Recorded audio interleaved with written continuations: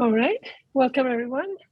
This is week 1 of 3 or more of a conversation about how to love the what we call the sinner or the hurt self. It's a concept that is taught by Mary and Jesus at divinetruth.com. And I am working on I'm just working on the addiction layer itself right now, like the very beginning top layer of the whole process. So as I do, I've kind of figured out some things along the way, and then I'll go back and watch the video, and then it's like Jesus had explained the whole thing in a straight line. But, when you go into the process, you start to observe some things that you're kind of scratching your head going, what was going on there for me? So I came across a very interesting parallel while I was going through the owning the addiction process that got me curious. So I wanted to do a workshop and experiment to see if this is a similar experience for everyone, or if everyone have a slightly unique experience as they develop that part to themselves. Got me curious. So basically, the idea that I'm trying to teach here, can everyone see this new thing here? Okay. So basically what I'm trying to share, what I've learned is that we have some kind of suppressed emotion, and the process of suppressing the emotion from our childhood end up creating addictions. And what I've found for myself as a healthcare practitioner is that a lot of the health problems or life problems in the adults are usually based on our addictions that we are engaging. It's the pain we're causing in order to suppress pain. So we have to start with seeing what we're doing. But most of us like to see that we're suffering because of what somebody else did to us. So we want to just go straight to, what did somebody do to me? And not wanting to see that most of the pain we're in is the one that we have done. And so the denial technique of wanting to deny, excuse, justify, blame, minimize, lie, judge, punish self and others, attack self and others, you're going to come across a lot of these in the beginning when you are just beginning to explore the idea that you have addictions. So there's a lot of, I've done some videos on addictions when I'm in addiction and trying to sort out how to process it. I did some series of videos. But if you go to divinetruth.com and look up all the topics I have on addictions, that is the best place to get the best truth about it. And what I had found for myself when I was in the kind of like minimizing, like, oh, the addictions are, well, it's not too bad, and I think it's okay, and how bad is it going to hurt? And, kind of wiggling. You can literally feel yourself trying to like wiggle your way around the issue. And generally, it's because we're treating ourselves badly. We have facades that our environment forces us to create that is abusing us. So we don't want to see what's in here. We don't want to see what the damage we have done because we treat ourselves very, very badly. And I just want to show that one technique I came up to help with that process was creating a Q&A on addictions. I'll make a list of questions, and as this is being recorded, you'll probably be able to see all these questions. If you pause the screen, I would make a list of questions, and then I would just try to get answers from my intuition, from guides, from God, from wherever it's coming from. I will start to get some answers to some of these questions. So by this point, the facade is getting poked a little bit because I have a feeling that I'm this wonderful person in a certain way. And then the information is already beginning to poke at it going, that's not what's really going on. So if I can show you, when I did the workshop for addiction 2 years ago, what is it? Give me a minute, I'll find it. Huh. It's not showing up. I'm trying to find the page where I had filled it up. And we saw something that said addiction to be understood. oh, okay, so it shows up for you, but not for me. So that's weird. That's okay. Oh, there it is. Got it. Thank you. So I asked questions and I started to get answers bit by bit. So this is the intellectual part of understanding that the addiction is causing some damage. And then depending on how much you want to ask, there's some answers I didn't want to get because my facade was getting too challenged by it. But by the end of it, you can you start to get really challenged going, this is really causing a lot of damage and I don't want to live with the consequence, with the cost of this. And so once that got going, then you start to own the addiction emotionally. I just went through a phase of that for a period of 9 months. Last year, I think June till about probably February, March. For 9 months, I felt intense anger. Not that I was angry all the time. The anger would be for anything from 20 seconds to about a minute, but I was murderously angry. Like I had urge to kill. It was very frightening. I was committed that I will feel whatever I feel. I will stick to it. Whatever come up, I will own it. I will let it happen. And in the process, it's the same with the doubts, like, am I doing this right? Am I owning emotion? Am I projecting emotion? Am I spirit influence? Is this my emotion? Is it not my emotion? Am I going anywhere? Is this a cause? It's that, from what I've heard from Jesus, is the norm. You're going to have those doubts. You're going to be walking all over the place, stumbling everywhere, trying to figure it out. And naturally, I'm very angry. I'm getting very upset with, what the hell is the matter with you? Like, is this what's in me? So the nice person facade is getting very nicely torn up. I am not a nice person. And there was some grief about it, that I don't get to be that person. That people say at your dad, oh, he was such a nice person. And I'm like, no, I don't get to have that. I don't get to pass away thinking I was a good person. Really torn up about it. And there's some grief and some anger. And as I was feeling, every now and then, as you own the addictive emotion, I would suddenly drop into seeing a child who's having the emotion. I would see the addict, which is always a child, and the child looks terrible.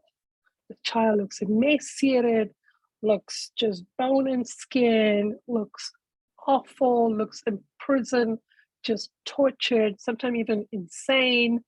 So as I started to look at that, I'm going, wait a minute, behind each addiction is an addict, and the addict is sick, is hurting, he needs care. So then this other part of me started to rise up to care for the child. I started to ask for help, not for me, but for the child. I started to ask for my guide's help. I get very like, what the hell is going on here? There's a sick kid over here, and who's around? And somebody come help her, and I don't know how to treat her. But something else started to awaken. And at some point, based on what my guides were doing, I realized that they were giving a lot of encouragement for that other part to me to develop. They really wanted that part of me to get stronger and stronger and stronger. And I started to notice that the way I responded to that hurt child somehow kind of matched my real nature. There were glimpses of my true personality emerging. So that I'm thinking, is that different for everybody? Would all of you find different part of you awakening to respond to that broken self? Which is kind of cool. Like God is doing 2 for 1, teaching you to respond to the hurt self, as well as getting your real self to slowly start emerging. That's the experiment.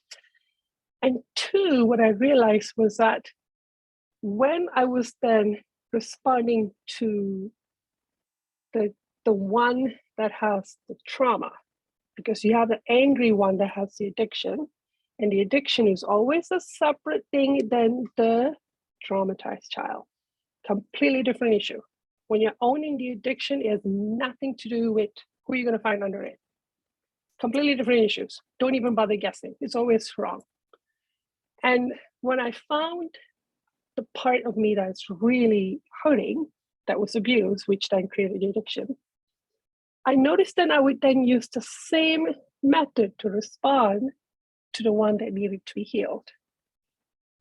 So this is where the other investigation started. And that's what this workshop is about. And that I realized that the hurt self include the one that's done the damage, because when you do damage to others, your soul is also damaged and it's hurting. And we need to treat it like a patient in a hospital. It's, you've decided to stop sinning, that addiction, you've decided, I'm going to stop this addiction. And in the process, stopping the addiction, you find how hurt you are from that. Now she needs to heal. So we need to create literally like treatment center within our own psyche and how to heal the one that did the damage, because that's a child, a broken child. And then as you develop that part of you to respond to that, that same part in you is then being trained to heal the broken child that was abused or damaged or unloved or whatever it is that happened to that child, or was taught to feel superior. Who knows what you're going to find. So I got really, so I told myself, no matter what I find, I will not treat myself badly. That was a pact that I made. It's getting tough right now, because now that I've come to this place of being willing to sit with my hurt self, more sins have come to surface. So right now, this week, I'm not very nice to myself. There's issues around the miscarriages that's coming up, and I'm being told that I haven't released those emotions. So I still have emotions on wanting my children to die. Those emotions are still there. They're hurting my kids now. So that's confronting by itself. But then having to somehow find a way to find that part of me that has caused my children's death and sit with her and somehow allow that to happen. Because when you're connecting to that part to yourself, you have to be brave enough to say, I'm doing this because I want to. You have to be brave enough to say that sentence. I'm hurting my kids because I want to, and feel that anger and the justification rise up in you. And if you're going to abuse yourself, punish yourself, judge yourself, that's going to sabotage the process. Like, you won't even let yourself open up those places in you if you have that perspective. So I feel that changing how you treat the hurt self is as important as deciding to stop addiction. You can't do one without the other, I feel. That's my understanding so far. So this is the background of why I wanted to do this workshop. I'm curious to see what everybody will experience, and if we can start to strengthen or identify some parts to us that can prepare to receive the broken ones we're going to find in our addictions. So, comments. That was a big spiel. Whew. Anybody have comments? If you want to use the raise hand icon, or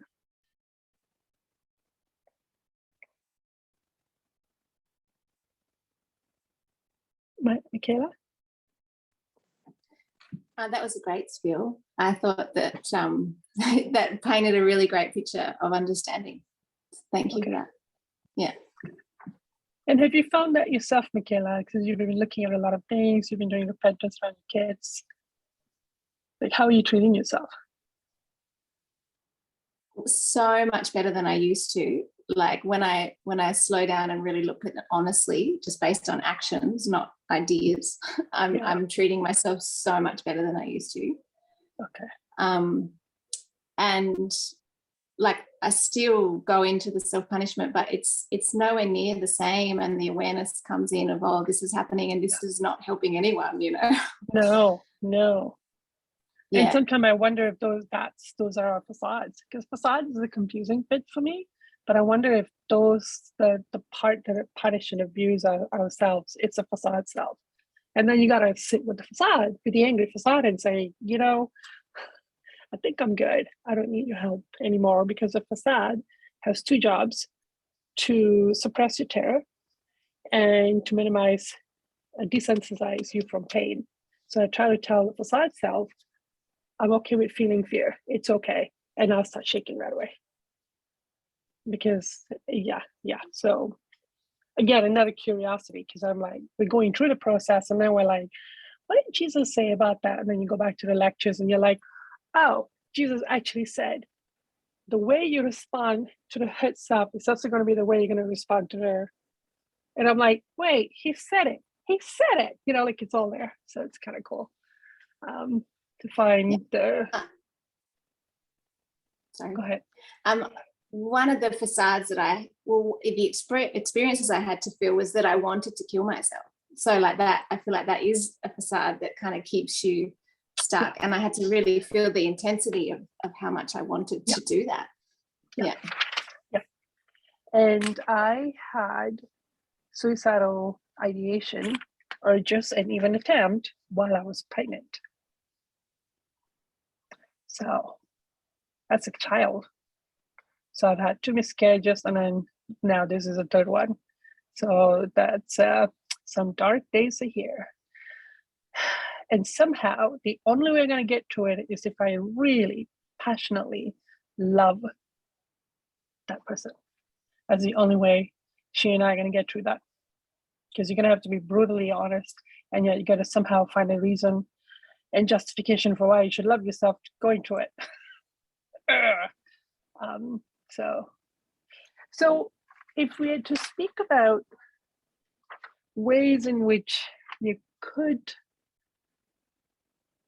if you were to see that the person with the addiction is a hurt little kid that's like really, really suffering, how do you want to treat the child? Let's come up with some ideas. So like some intellectual ideas on how do you feel is the best way to respond to the child.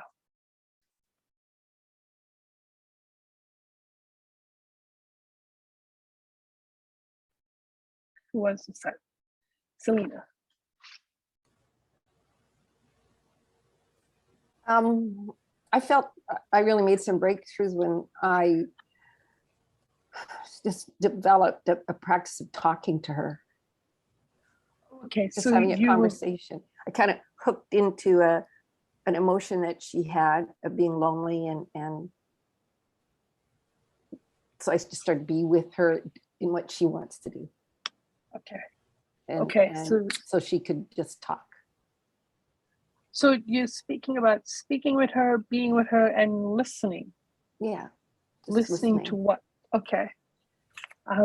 This is also an opportunity where we get to, usually the addict self has this, like, I really need this thing, and you gotta let yourself feel, I have to have this, I have to have control, I have to have power.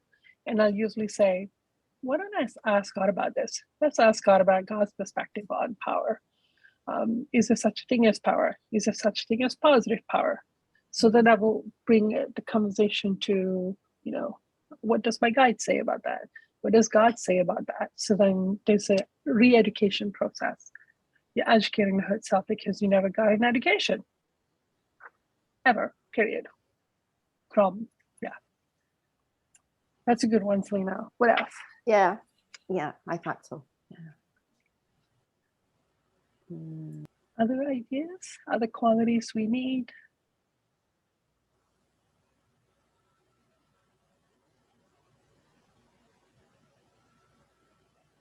Michaela?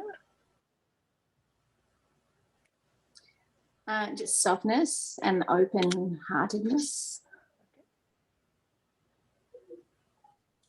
And just respecting the trauma that's there. Yeah. Softness, respecting, did you say open-hearted? Yeah. Okay. And you may feel in you a desire to be mad at herself.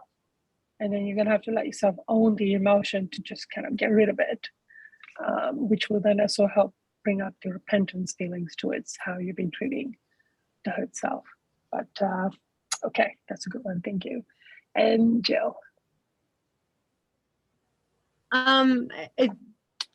Something further on what we've talked about is allowing the space for them to feel whatever comes up for them, just being there and I guess holding the space or allowing them to have a safe space. So if they want to express that anger, that they have a safe space to be able to do that.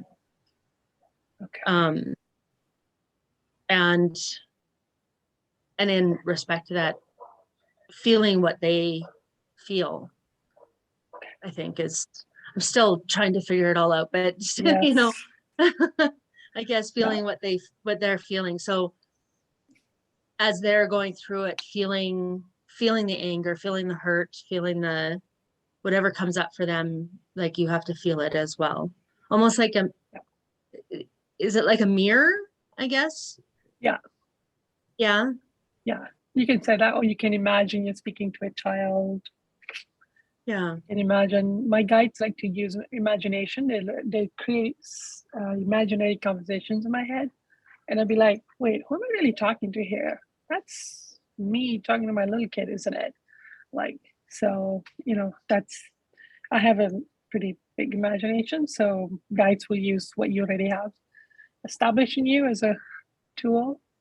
Yeah. Mediumship was another way I was shown how God was treating others, people that have done damage. And I'm kind of going, why is God treating them like that? And that's not how I thought how the person who've done harm should be treated. I'm really surprised. And so that also started to bring up the contrast of, people who stop sinning and are beginning to repair are treated with such kindness and treated like they're patients that need to be treated so they can heal, and there's no punishment, there's no berating. It's like, oh, is that how I'm allowed to treat myself too? So obviously I could see that my law of attraction was giving me over and over role modeling, which then started to make the wheels turn around. Yeah. Alicia. First of all, I can't find my putting Oh, my yeah, hand yeah. up thing. Yeah. It's disappeared. I used to have it, but it's gone.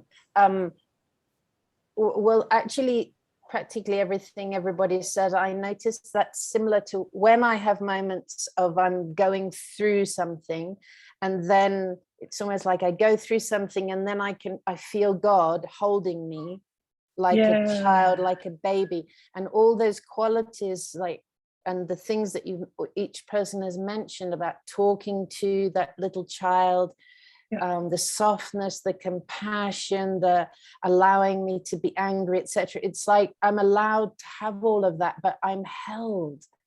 So I feel, as Jill said, I feel completely safe to just be me in whatever is coming up. Whatever that is. Yeah. It's almost like that for me is a mirror to, it's not how I treat myself a lot of the time, but it's a mirror reminding me, hey, this is how I'm treating you, and this is what you could be doing for yourself.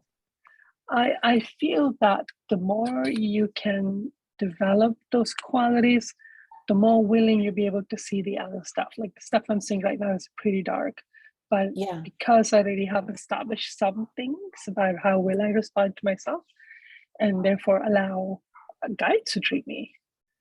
Yeah, I noticed that I don't sort of just go straight into that. I've always gone through a whole heap of stuff, and then I finally come to that. Okay. If that makes sense. Yeah. So maybe you want to start with that. What would that look like if you were to create to begin with? Yeah, that's it. Because it's like okay, I've got to go into this stuff.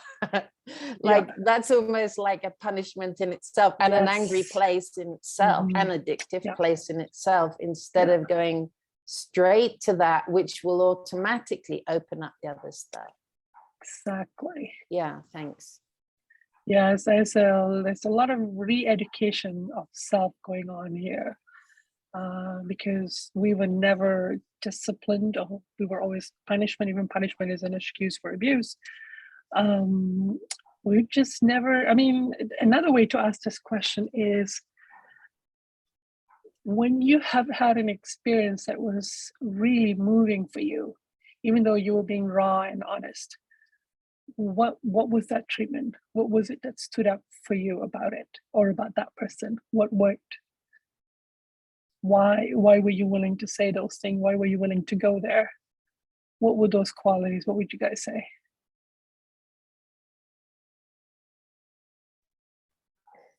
Alicia? A feeling of not going to be judged. Yeah. And a compassion and an openness to, without,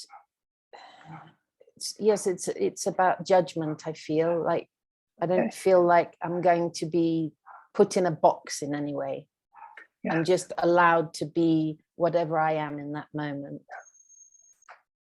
So non-judgment will be a quality that you can say, you know what, that's what I'm going to go for. I'm going to create that kind of like it's almost like a pact you make with yourself. No matter what I find, I will not judge. It's like a pact. Yeah, just some intellectual ideas to start with. Like, what are some qualities that I had experienced from others? What stood up for me from what I received? That, because supposedly we have to cultivate these qualities. Compassion is a quality you have to cultivate. It's not something you have. It's something you develop and grow over time, but by choice.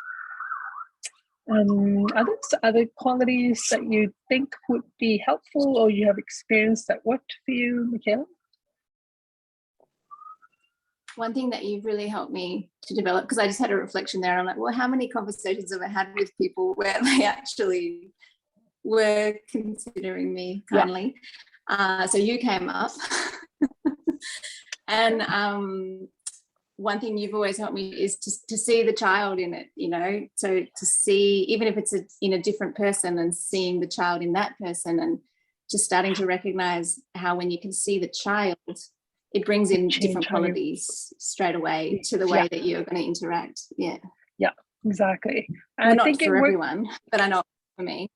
Exactly, because your children are actually of that age where you would see a child, you'll see a child of those ages that are of your voice. My guides always does like to use my children, even though they're adults, will say, well, if your adult child come up and told you, I'm so sorry I've done this thing, what would you do? And I'm like, oh, nothing. Like, I'll be like, oh, like, don't worry about it. And I'm like, how the hell can I not do that to myself? Like, why is it so obvious that is how I would respond to somebody else? So that makes you see the contrast, and probably a few other facades in there that could get deconstructed. Jill, and then Alicia. I was trying to think of a situation outside of our conversations, and conversations like in these groups that I've had where have opened up for that sort of that real rawness, I guess I'm going to call it. Mm-hmm. And it's always been where I have that, where the change happens, or where the turn happens, is when, if the other person is talking and I connect with how I'm feeling. Okay. So like I'll be in a conversation, I'll be like, oh, whatever that just happened, I'm feeling anger right at the moment, or I'm really afraid, or I'm feeling hurt, or whatever it is, that I connect to how I'm feeling within that conversation. And because in the like conversations with you and within these groups, it's really easy to connect to those feelings. Outside, it's not so easy. Yeah. So if I keep it to where I recognize how I'm reacting or I'm feeling, then staying in your feelings. Yeah, the conversation will always, I don't know, it's like a door opens up or something. It's something eases. I'm not too sure how else to explain it. Yeah, because that's humility, right? You're staying in your own emotion, no matter what it is, no matter where it takes you. Yeah, right. I don't quite understand that yet. It's going to be a few more processes and development before I really get how or why that works. But yeah, for sure. By experimenting, we see that something works about it. Something about it just works. So thank you. And other ideas or qualities that you would like to develop or have? Alicia, sorry. Well, that actually, Jill's saying that brings up for me. I'm wondering if Jill means just feeling it or actually expressing it, because there's been times when I've felt I could express that feeling that's come up for me and owned it and expressed it, but then it's almost like it's taken as if I'm blaming the other person, even though I'm saying, no, this is how I feel, this is how I'm feeling, this is my feelings. So anyway, that just brought up that. And also I was, as Michaela was saying about the children aspect, I just had like, of course, that's actually how I've come to a certain level, at least, of forgiveness for my mum and dad, is actually seeing them and feeling them as a child, as they were as a child. And I've done it for them, and I've thought, why have I not done it for myself properly? Exactly. Yeah, so thanks. Exactly. Yeah. And that we have to passionately develop these qualities, because it's not just a nice thing to do to yourself, it's an essential element of like I almost think, like, if you don't develop this parts very, very strongly, you're probably not going to be able to continue on working through the addictions. Because when you're working through addiction, you're going to find what you've done, and somehow you got to love yourself to get through it. So that's just step one. That's just step one. But turns out that step will continue to serve and care for the rest of the steps. So it's kind of like a good thing to get going on right away. And it also challenges or make you become more sensitive to facades and to spirits attacking you. Because you start to become more sensitive, going, whoa, I'm being hammered by spirits or by projection from other people. And I'm not okay with that. Whereas in the past, I would have accepted it and try to respond to it, try to negotiate with it. And now I'm just going, that's just abuse. I feel it is an abuse, but I'm not accepting that I deserve that treatment. So that sensitivity is good. Jess. I'm wondering about talking about recognizing others as the hurt child in them, in so to have compassion. And I'm able to do that all the time. Like, I'm often seeing child version of other people. However, recently there was someone who was really like, I was like, this person is a child, and was able to see the hurt child. But then I regressed to my hurt child. Okay. Like kids like wanting to fight, or like what my parents would have told me to do. And I was like, this isn't working, but it was like I got stuck in there, as opposed to like kind of like holding or supporting my hurt child in the situation with that person's hurt child. It was, I was just my unconscious hurt child. Well, no, but your addictions got triggered and the tantrum got triggered. So that's good. Okay. Even if you may say, I don't want to do it right then and there, I'll let it go away and do it. But you're like, oh, those were all the tantrums of the child coming up. Right here in this conversation, I've had quite a few tantrums already. I had quite a few of childlike coming up just now. I'm like over here and over here and over here. And it's like, okay, I'm good. I can feel it. feel like I'm not getting attention. I feel like, what about me? And I feel like I'm like, oh, okay, here we go. Like those pieces I can say, come sit in my lap, come talk to me, tell me what's going on. Because there's this understanding of it's just a feeling, right? And I say, yeah, it's just a feeling. You can't act on the feeling because you got to be firm, but it's just a feeling. Be as mad as you want. So all these feelings are allowed to come up in myself now all the time. And I just let it come up, and it's like, 3 seconds, 5 seconds. Yeah. So I think that was a good thing. And also, I do want to point out, though, that as much as we are wanting to see the child in others, if people are in addictions, they are actively hurting us. Like they're hurting us. We don't want to attack them, but we do want to recognize that they are hurting us, and that we do have to kind of go, you're in an addiction right now. If you can have that conversation, this is an addiction. Your actions are harming me. This has got to stop. So you do have to be firm. If you're mad, then go be mad first, and then this is what I'm learning. Sorry. Go ahead. I was questioning whether it's like, am I setting a boundary or am I making a demand that they change their behavior so that I feel better? And which one is it? You got to work. See, this is that place where you got to work it out. All these things are going to come out, and you're like, what's happening? So when all that murderous rage was coming up in me, I was like, what's it like for everybody around me? I just want to bash people's head in. Like, ooh, I got to feel this somehow, trust myself to go through the experience. What's it like for others? And then somehow the law of attraction will bring somebody mentioning that they always see this calm bubble around me. And it's like, wow, sure, thank you. It's not what's going on inside, but they feel like I'm like literally the calmest person in their center. I feel very peaceful, which built my faith that as much as I'm feeling terrible emotion inside, what people are feeling from around me is the opposite. So, experiment, ask questions, and then your law of attraction will help confirm.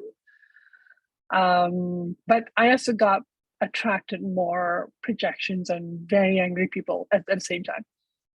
Because you're challenging addiction, the spirits are going to come at you. Demands from people are going to get stronger. It's not an easy time. You got to have some strong faith to keep you going, and strong desires to get you through. But then the nicer I got towards the hurt child, the easier it got. So now those parts to myself are willing to reveal themselves, are willing to reveal their motivation. Because all that's going to happen is I'm going to hold them tight. I'm going to say, come sit on my lap, talk to me, I want to hear you.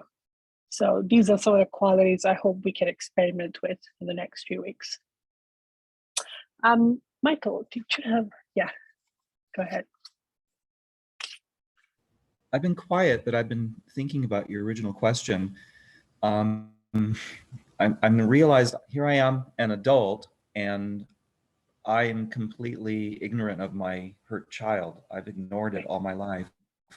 I've tried to outgrow it, and I've carried it along with me. So I think what I need, I don't have any practical experience to describe. So I feel safer answering intellectually. But it starts there.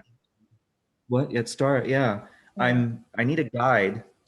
I'm here to, I've been limping with this wound, this wound in part of my psyche all my life, and struggling with it.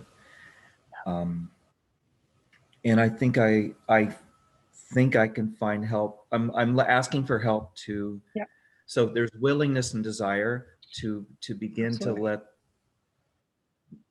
to feel my hurt child and realize it's there, and it's needs care. It needs care. Needs some air, needs to come out. Yeah. There you go. So it needs care. And to start with, based on your own nature, based on what just flows out of you easily. I'm hot-tempered. The advocate comes up very quickly when I see my hurt kid. I get mad and I expect and da da da da, and you know, so it's that part of me is very well developed, so things can happen a lot easier there. So it needs care.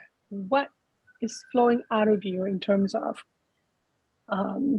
what one quality can come to you?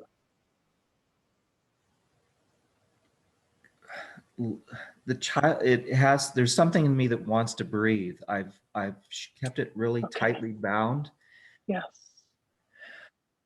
And it wants to feel that it's okay to exist. It's been hearing me ignore and say you don't exist and you don't count all this time. And yet it's there, it knows it exists. And so the first thing you want to give to your hurt self, from what I'm hearing right now, is that you want to say to the hurt self, I see you, I know you exist. it's okay to exist. You do exist, and it's okay. I see you. And right there, one step. And from there, the dialogue begins. And then something else will emerge from you in how you want to respond to the child. It starts there. And then step by step, parts of you gets developed more and more, or parts of you that's been developed in other area of your life. So I've been a very kind of like a strong social worker advocate type personality. So all these qualities got developed elsewhere that has now been moved to, sometimes I use the word, I need to attend to this hurt child. I need to attend. I consider myself as first responder. I'm the first responder. I have no idea how to heal the person, but I start with a first responder who finds. So basically, the addiction work has now become a rescue mission, because under each addiction is an addict, is a kid. I need to find the kid. So it changes it. And I'm a first responder, and there are others around me that knows how to heal. I don't know how, and I don't need to. They're guides, there's God. There's a whole system in place that I've sometimes seen happening with others that is in place for the child. But the first responder is the one saying, over here, one right now. Yeah, that's beautiful. Thank you. Jill? Something came up as Michael was talking. Does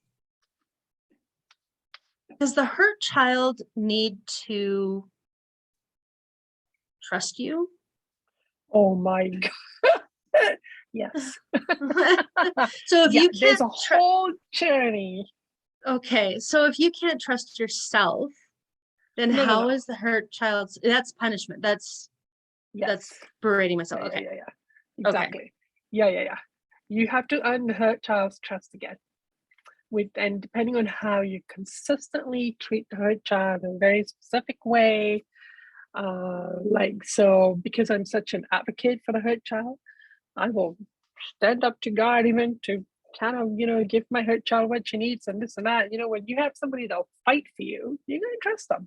So whatever quality you have inside of you that you choose to develop to respond to the hurt child will start to trust you and will start to expose themselves. I've had hurt children, hurt parts to me that looks like vampires.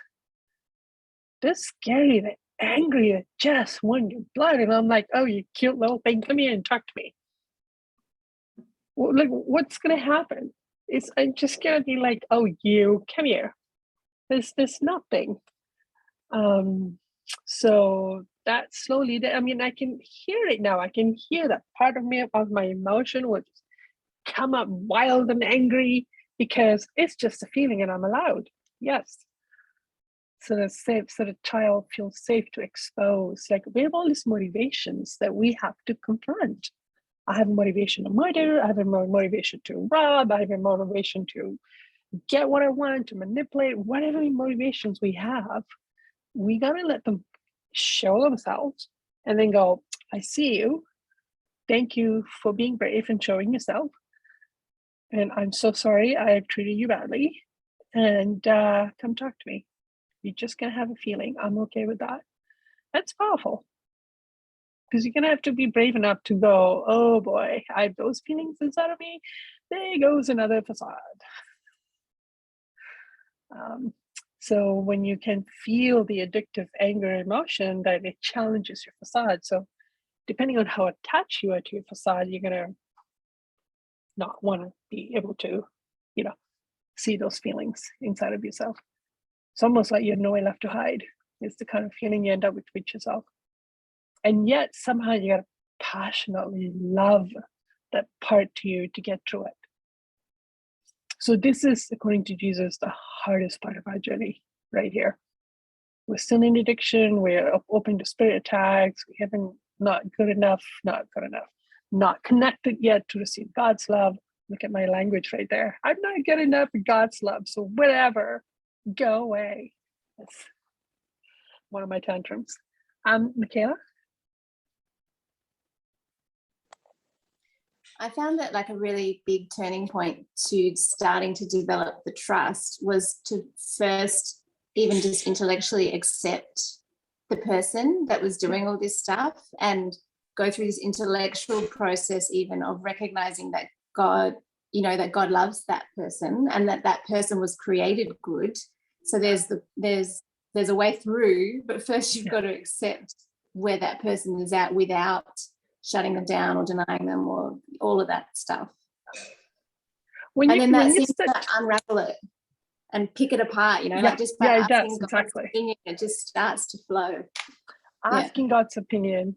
And when you're emotionally feeling the addiction and owning the addiction and you drop into the origin, which is when you're feeling the child's emotion, you feel how broken that child is. You can feel how damaged they are and where the addiction is coming from. And you feel just how much suffering that child is in. So it's automatic. Like your compassion is kind of triggered. If you can be brave enough to first own the addiction emotionally and go through the rampage of rage. Every addiction has so much rage in it. It knocks the wind out of me. I'm really surprised. And it takes taken me 9 months to get through a lot of rages. Now, it could be that because I did experience physical violence, maybe that's why I had more rage. Maybe I've absorbed those physical violent attitudes from my mother, so that's why I have those feelings. Maybe the trauma was big, so the addiction is big, so the rage is bigger. I don't know. I'm just thinking, is it like this for everybody? Like, holy smoke, how do you tell your patients you're gonna have murderous rage? Please let yourself go through it. Like, that could be a little bit difficult. So I'm curious to see what everyone's experience will be. So let's go to the questions that we're going to ask our guides. We have 5 questions. So the first question we're going to ask, and then we'll come back and we'll share our answers. We may not be able to let everyone share answers, but could be very insightful. So let's see how it goes. So just take a minute, ask your guide, how am I currently treating my hurt self, which is the self that's the one that's doing all the damage through addictions, that self.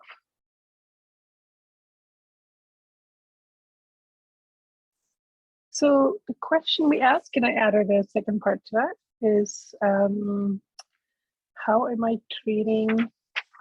I currently treating my hurt self, and how is this affecting me or my ability to stop engaging addictions? What kind of answers did you guys get?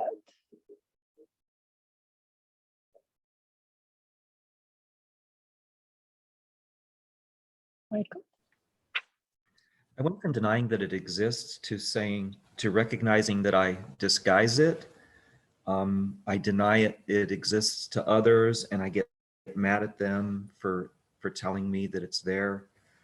I lie and say I don't have a hurt self. It makes me want to run away because I'm ashamed of it. There's the emotion. And right after that came, I'll never amount to anything because I'm broken. There it is. Okay. So if you let yourself feel, because the shame comes from internalizing how others saw you. And so if you let yourself feel, actually let yourself feel that you feel ashamed, but then it will also take you to the grief of having treated yourself that way. Yeah, because you've got to kind of, I mean, that's my experiment. It's like, well, if I'm feeling shame, I gotta release it. I gotta let that pain come out. But then the more you do that, the more you start to feel the repentance of like, ouch, I can't. Because right now you're constantly saying, I'm ashamed of you, I'm ashamed of you, I'm ashamed of you. It's always coming out of you. But once you start to feel the feeling, then you're going, ew, I don't want to do that. It's a terrible thing to do to myself. So then you start to change it. It's really interesting with like the addictive anger, the addictive emotion. I'm always in it, but once I actually feel the feeling, I'm like, oh my God, can I stop this like yesterday? This is so, somebody help me, please. This is terrible. And right away, because you're feeling it, you're gonna stop. Most people choose to not continue doing that. So yeah, good work, Michael. It was good for you to see that. Yeah. And yes, we are going to be experiencing shame about how we really look. Why else would you create a facade? If you didn't judge it, which means you're ashamed of it, you would have no facades. I hadn't connected why would I create a facade? I hadn't connected the shame and those feelings, those yucky feelings. I just knew I wanted to look good and be liked. But this other part of it, I've been out of touch with. But it feels genuine. Yeah. No, hey, that's like, I think that's like the basic ABC of facades right there. You judge what you find, you judge the emotion, you judge the addiction, and then you have to create a facade to cover over it. Because Robin, my friend, liked to say, if you didn't judge whatever emotion you find in you, you'll have no facades. And I decided to try it out for real. I'm like, is that true? Let me try it. If I didn't judge anything I find come up in me, any emotion, any projection, any kind of, the feelings that sometimes I look at somebody and I'm going, oh God, I just projected that person is a loser. Okay. Just be brave. Let yourself feel it. I just let myself feel you are a loser, this, that. And 30 seconds later, you're like, oh no, I think I'm a loser. That's what this is. Like, boom, in I go. I'm a loser. And I'm judging myself all the time because I feel I'm a loser.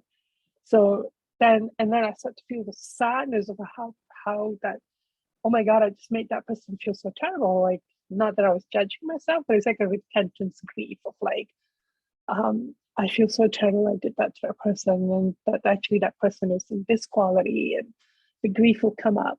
And then by the same time, I tell my hurt self, thank you for showing that to me. Thank you for coming out, because that gave me a chance to even then grieve and repent. So if you don't judge anything you have in there, there'll be no facades. If you didn't judge the emotion, and it's horrible emotions in there. Yeah, thank you, Michael. Michaela?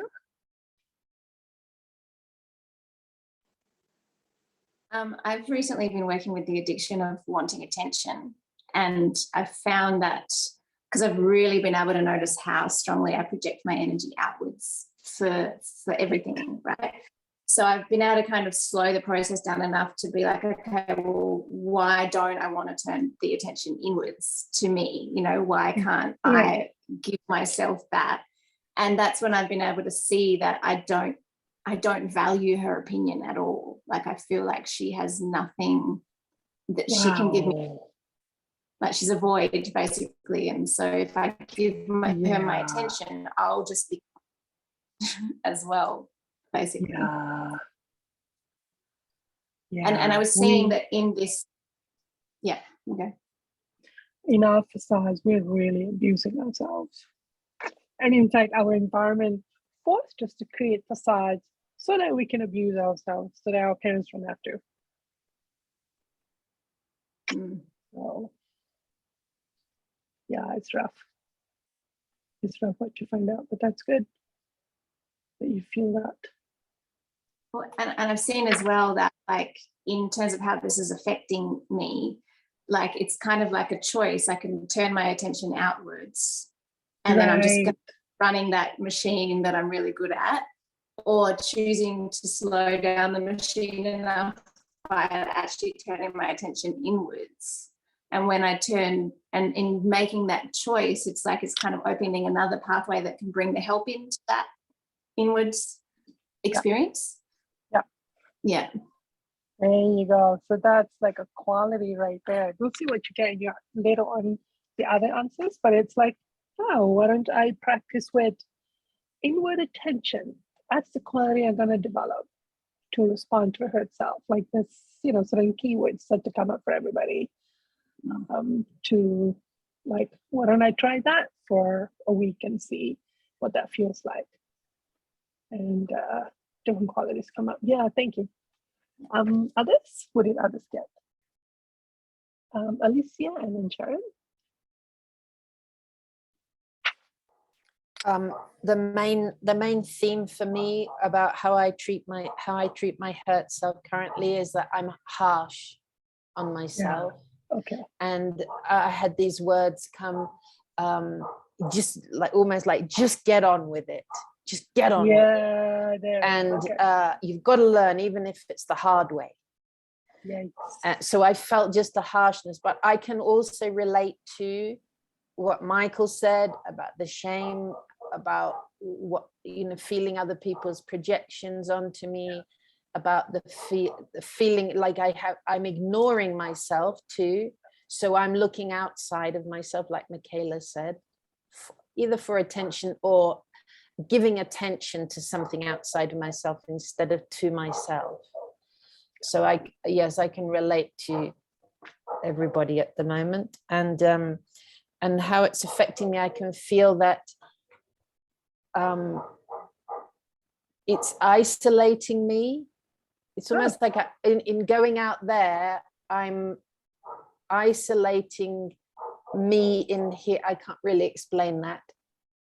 That's like there's a little brilliant. hurt self on her own because I'm so out there. Yeah.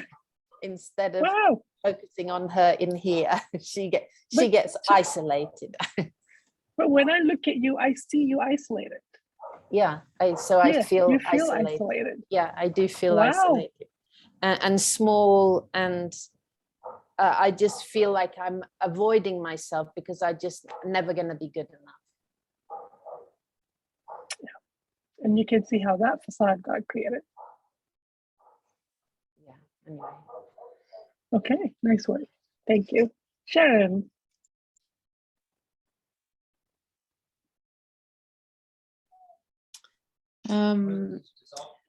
I treat my hurt self very shamefully, and I'm embarrassed.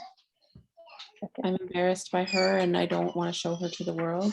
And it's even coming up for me right now. Like my family can hear what I'm saying, and I'm nervous that my husband can hear this.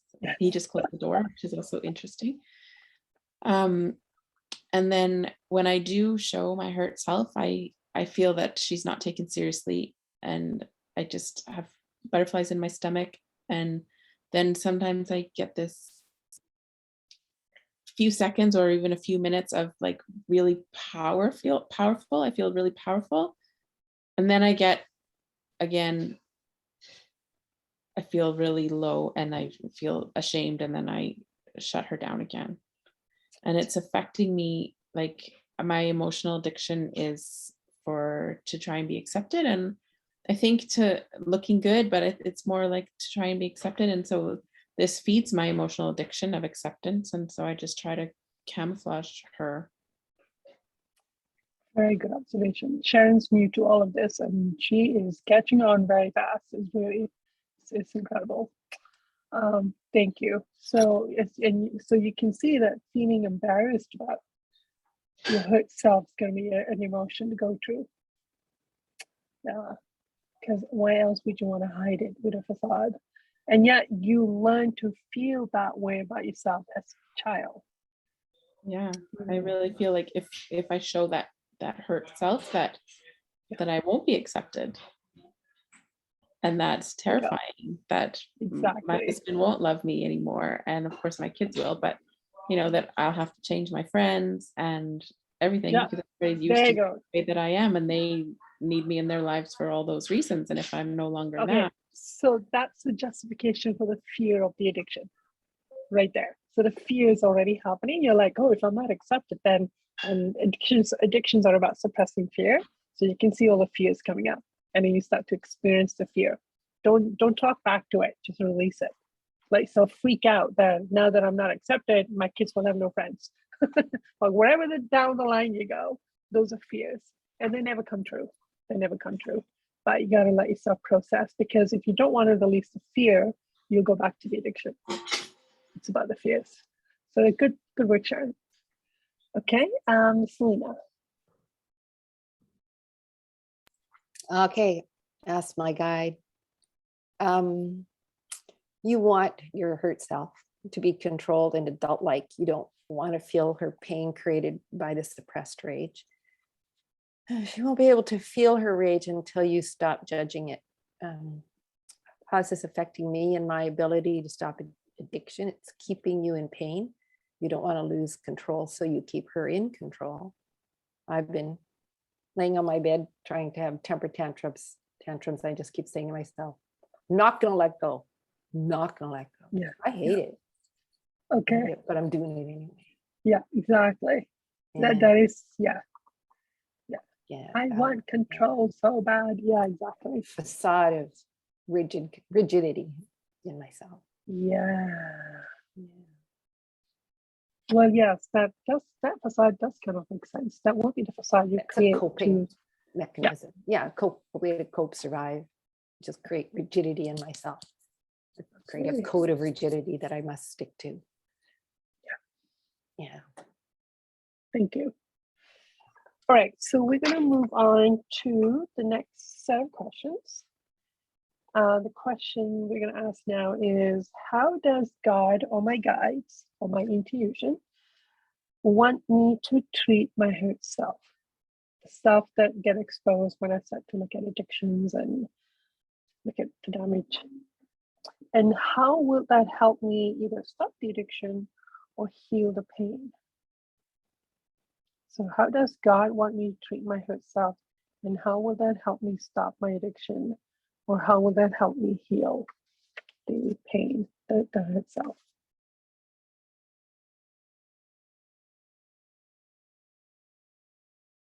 Okay, question. How does God want me to treat my hurt self, and how will that help me? Oh, guides, whichever you're more comfortable with. Who wants to start?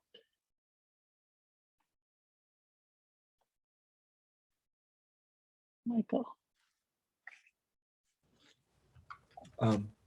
There was more to what I was feeling earlier. It's a she now. It's give her air, give her light, let her breathe, let her feel valid, feel okay about herself. She doesn't have to hide.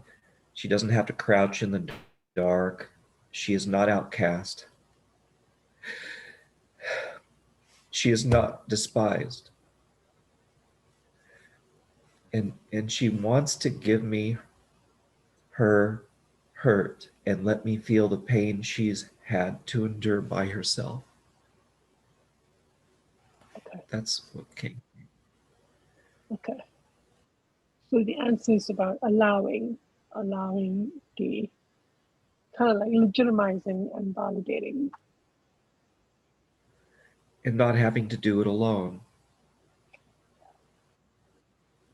Okay.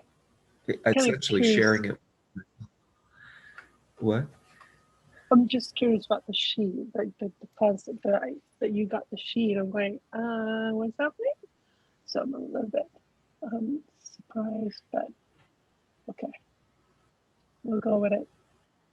Many times I'm taught how to treat myself by being inspired to treat somebody else a certain way, because I will feel certain emotions, being made a mistake, doing made a mistake work. I can't feel it for myself, so they will get me to feel it for somebody else first. So maybe you have spirit with you, female spirit that's been with you, and also stuck in not connecting to her hurt self. And so by engaging your compassion, it's almost like you're trained to do it for somebody else first, because you're so blocked to yourself, and then you can turn around and do it to yourself. And I had that intense experience for 2 years, intense training on how to treat others, before I kind of clued in, going, wait, don't I get the same treatment? Shouldn't I be getting the same treatment? Like, come on. So yeah, but that's beautiful, Michael. Thank you. And others, who wants to go? Michaela? I found that, like what you say, I love the first responder idea. Like, I have this image of a little girl kind of in the dark in a really secluded experience, and to broaden the picture, there are all these people waiting and wanting to come in, and really wanting to bring in the warmth and bring in the light to that experience, and that there's no judgment, and there's a complete recognition of the trauma and of the respect that's needed for that traumatized child. Okay. Yeah. But so it's like you said, it's the allowance, like letting in everything that's already in place, all the truths that are really the truth. You're a good person, you deserve the help. Like allowing all of that to come into the experience. Okay. So there's already a team waiting to help. Totally. The helpers are there, the surgeons are there, the healers are there, right? The social workers there. You just gotta go pick her up. Okay. Yeah. Thank you. And yeah, we banish our hurt self. So, so we gotta go find them and bring them out. Thank you. Sharon, I wasn't sure, did you raise your hand and I didn't see it, or you're okay? Okay. Who else wants to go? Oh, Sharon, you do? I didn't raise my hand, but okay. I really struggled with this question. I don't even have an answer. No worries, no problem. It's very hard. The answer I got was so nice that I have trouble accepting it. So usually we don't want to accept the answer, so we're going to block it, because I feel like if I treat myself that kindly, I'm letting myself off the hook. Like, shouldn't I be punishing myself? I'm letting myself off the hook. What do you mean I'm allowed to treat myself that nicely, or let others treat me that nicely? I don't trust you guys. That's so I get. So I block it. So it's okay. It's okay to be blocked to that. Jill. Selena was first. He popped out at the same time and I made a call. Yeah. Okay. All right. So I'm in a lot of judgment right at the moment, so it's gonna be hard for me to explain, but the thing that I got, how God wants me to treat my hurt self, it was very important that I imagine touching her, like reaching out, hugging her, like having that physical contact, because it made it real. So I connected with the hurt part of me, of that I'm not valid, and so that in turn validated her by that physical touch. By owning. Oh yeah. Okay. It's like, it's not real unless you actually like touch it. Like, it's not, like, you have to have that physical contact in order for it to be real. That disowning of our hurt self, like we keep creating pain, and yet we keep disowning the gathering of the pain, the person that's your soul that's getting hurt by it. So that seems to be a big theme here, I'm noticing. And I noticed that for myself, actually, it's kind of a good point, that in my visualization, there's always touch. She's in my lap. Right now, nowadays, I will see, at first I had to gently touch And I was always touching, so it's a good point. I'm touching the hand, I'm touching the arm, and now that part of me would just jump in and just hug tight and hide physically. So it's good observation that there's always touch involved in the interaction between me and whoever I imagine the hurt self to be. So, okay, good point.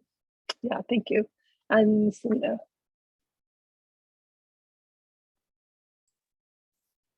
Yeah, I'm not real crazy about the direction this is going in, but here we go. How does God want me to treat my hurt self? Let her be crazy. Let her be the things you were taught were bad. Out of control. Out of control. Stop it. And how will that help me heal? This is kind of funny, actually. A little insanity never hurt anyone. That's a good one. Yeah, such a good sense of humor.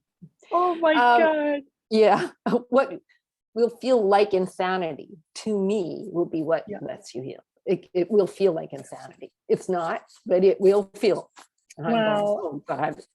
If I can give I have to do that. So the thing is, I don't just feel insane. There are parts of me that have gone insane. That are insane. Yes, that's true. It is actually, yes. Yeah. So, and it and you will have feel to- really like, because you They have spent your lost their mind. whole life in rigid control, and feeling that insanity is going to be,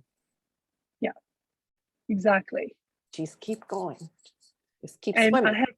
I have to allow that part of me that's gone insane out.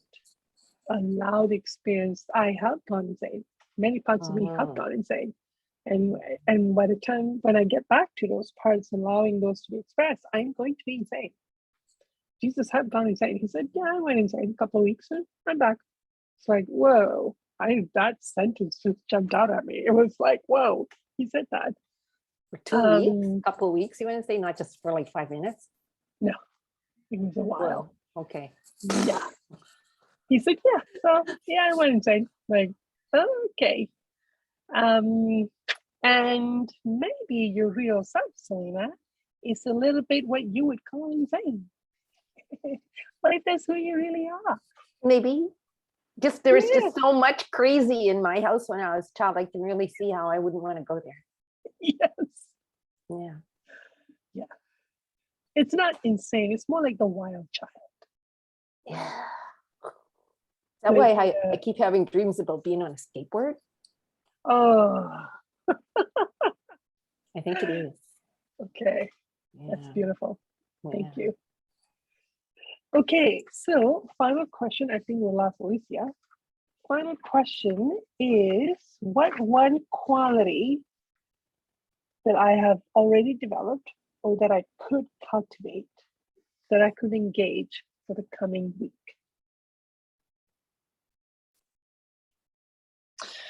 All right. Hi, Joe. So last question was, what one quality could I cultivate, or a quality I've already developed that I could engage for the next week in how to be with my hurt self? What you guys get?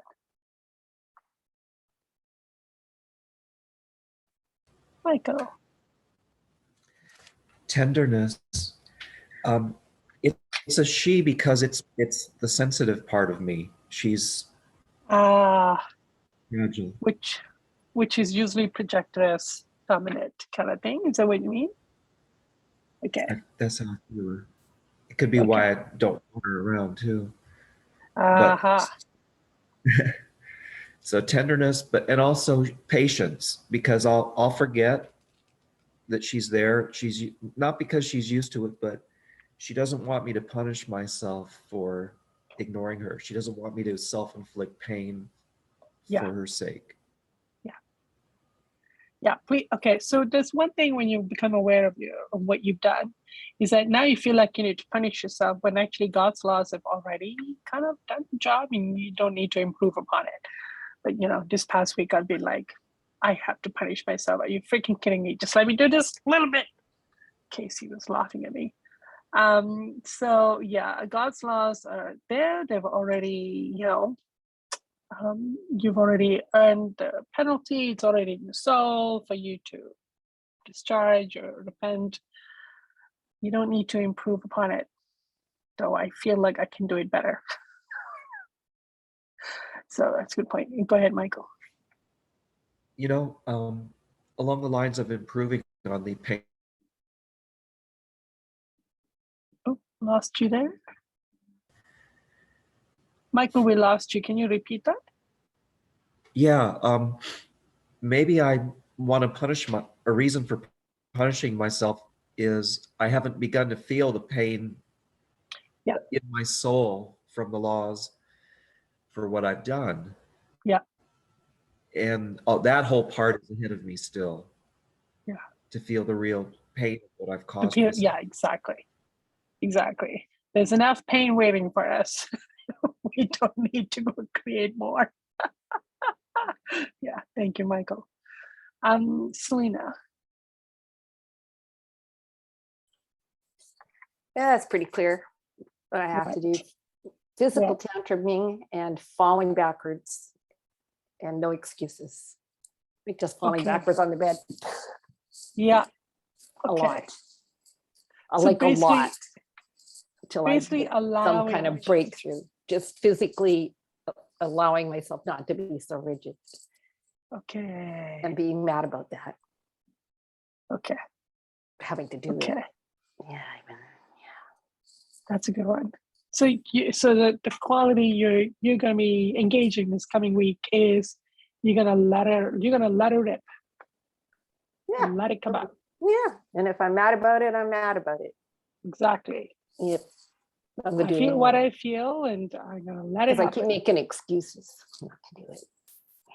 No excuses is the other one. Okay. Yeah. That's the other one. Okay. Thank you. Okay, others? Jill. I kind of came up with just kind of funny. I came up with one and then I judged it and came up with the second one. So the first one I came up with was to not judge myself.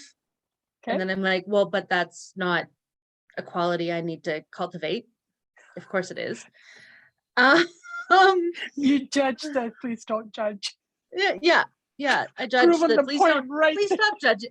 Yeah, please stop judging. And then I judged it. Yeah. Like, case settled right there. Proving the point.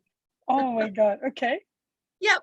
Yeah. So I need to go back to that one and probably start there because the second one was just, giving myself permission to take care of myself, which is I'm kind of doing that already. Yeah. So but I still need to go back to the judgment thing. To not judge. To not judge. Period. Wow. Yeah. Go for it. See what happens. I mean, basically, if you did not judge any of the emotion you're going to find in yourself, your facades are gone. And off you go. I think that's awesome. You're no longer lying or hiding or. Yeah, that would be lovely. That would be lovely. Yeah. And because I do find I really I judge myself obviously very harshly. And it does come out that I judge others. Well, yeah. So, right. So that's, I think where I was going with this is to look, what am I judging others for? And then to really open my eyes to it and really see it. And then try and not turn the tables on myself to judge myself for it. But yeah. Well, it's a tricky one. What I have found also is that some of the qualities I've developed in how to respond to myself are now becoming ways in which I'm treating other people. So those positive qualities are already turning around to how I treat others without having to make an effort.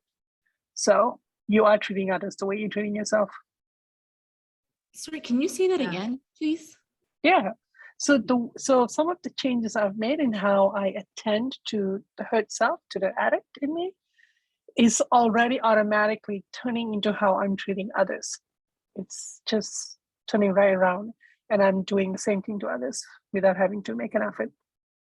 So the more you heal how you treat yourself, the more you're going to start treating everybody else just as nicely. And how badly you're treating people is how you're treating yourself anyway. It starts there. I think it starts there. If you weren't treating yourself badly, you wouldn't be doing that to others.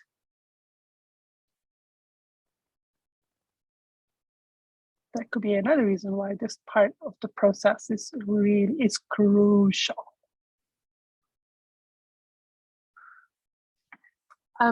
Okay, and others? Michaela?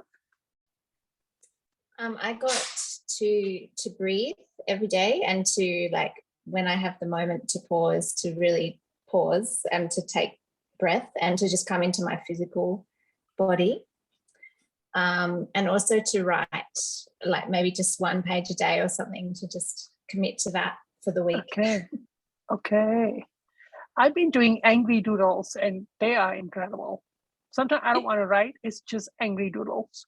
Like, I take a crayon and I'm just like, wow, and then the language starts coming out of me, and wow, it's like there's the rage, the child's rage. So don't even put the pressure of writing, just doodle. Doodles are cool. Thank you. She's frozen. Jess. Can you please save those doodles?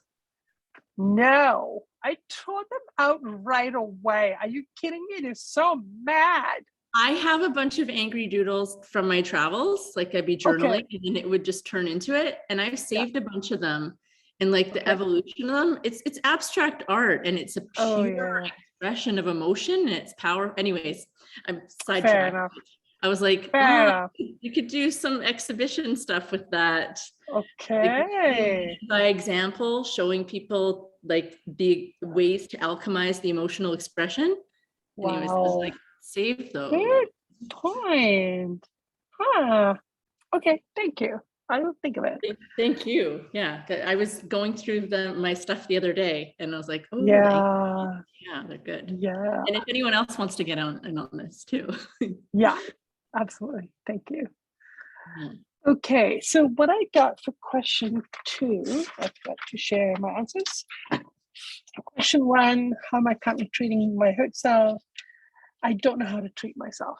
Like, I literally don't know how to behave towards myself. But I have a feeling that there is a way for me to heal, and I'm determined to ask for help to heal. So there's that part of me that wants to learn, and this feeling of, I need to learn from God how to do this. Teach me how to treat myself. I literally don't know what to do. And then I got how does God want me to treat my hurt self? The healing has begun.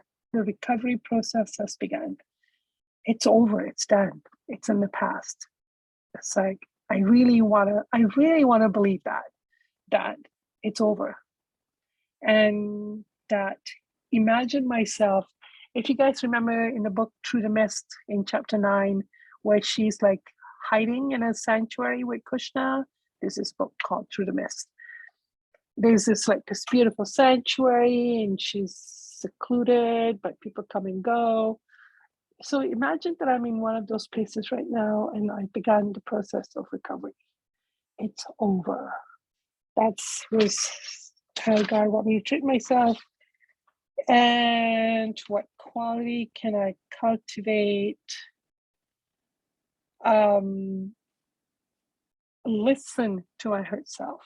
Don't analyze, don't assess, don't be afraid. It's over. So the same message. So listen to that part to me. So that's really good advice, because I tend to start analyzing and assessing, like, what does that make me? Oh my God, that makes me a killer. Now what am I going to do with myself? Now how am I going to heal this? It's the analysis of what I'm witnessing that trips me up. So just listen to that part to me, the hurt self. I will try it out. Anybody else? Sharon, did you get something that you would like to try out this coming week? Some qualities you want to I think I also want to listen to my hurt self and just acknowledge her and sit with her a little bit. It's that sitting with her is a powerful part to do. Very powerful. That's how I started.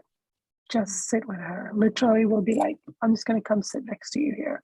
Just gonna be with you, because the hurt self is like, stay away from me. And I'm like, I'm not leaving. I'm gonna sit right here with you. And a lot of beautiful things that are coming from that place. So that's really good. Well, we've had a very dynamic conversation. I'm really excited. I didn't expect this to be pretty full on. We learned a lot, and I'll come up with a next thing to experiment with, and then we can also report next week on how our experiment go with that one quality we're going to try to do. And Selena's going to do lots of bouncing on the bed, so we'll see where that takes us. I'm also really excited about that doodle, angry doodle. But the first vision I got was, I am stabbing that paper with my pen. I have done that. That's what I want to do. I'm stabbing it. Crayons are good for angry doodles. Oh, for angry doodles, not stabbing them. You need a pen. Oh, you can stab them with crayons. They work. Hi. Hi. Thanks for coming, saying hi, Michael's friend. All right. Okay, so I will see you guys next week. Do what you can to experiment with that quality. Okay.